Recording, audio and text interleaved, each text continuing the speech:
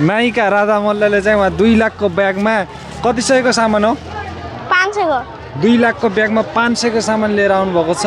भर्खरै चाइनाको हिरोनीले भाइरल गरिसकेपछि उहाँले यो ब्याग किन्नु भएको। कहाँदेखि किन्नु भयो तपाईँले यो ब्याग अमेरिका अमेरिकादेखि ल्याएको ब्याग भर्खरै मात्रै 2 लाखमा ल्याएको ब्याग हो।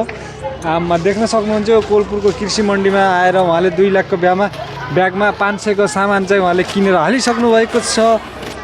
के सामान छ नि ब्यागभित्र काँक्रा चुकन्दर अनि गाजर देख्नुभयो 2 लाखको ब्यागमा चाहिँ काँक्रा चुकन्दर अनि गाजर हालेको छ।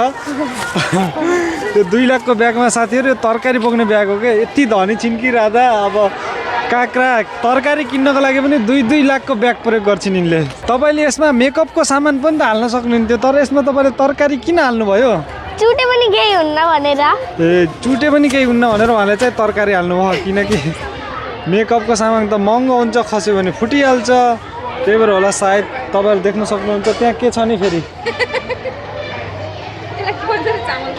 चामलको पिठो लिएर आएको छ नि यिनी फेरि पुरै घर त्यो खाने भनेर क्या सेलरोटी खाने भनेर हाले। देख्न सक्नुहुन्छ यो कोलपुरको कृषि बजारमा चाहिँ एकदमै भाइरल मान्छे आउनुभएको छ 2 लाखको ब्याग लिएर। यो पनि 2 लाखकै ब्याग हो के व्हाइट कलरको साथीहरू 2 लाखको ब्याग बोक्ने मान्छेलाई कतै बाटोमा भेट्नुभयो भने तपाईँहरू नमस्कार गर्नु होला। आमा छोरीले 2 लाखको ब्याग बोकेर आएका छन्। तपाईँहरू देख्न सक्नुहुन्छ 4 लाखको ब्यागमा सपिङ गरेर आइसकेका छन् टोलीहरू। देख्न सक्नुहुन्छ 2 लाखको ब्याग बोक्ने मान्छे 2 लाखको बाइकमा बस्दै हुनुहुन्छ।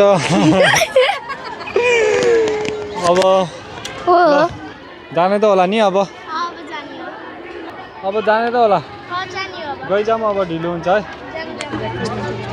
कृषि बजार आएर 2 लाखको ब्यागमा सपिङ गर्नु जाँदैछौँ अब हामी। ल बाई बाई गरिदियो बाई बाई।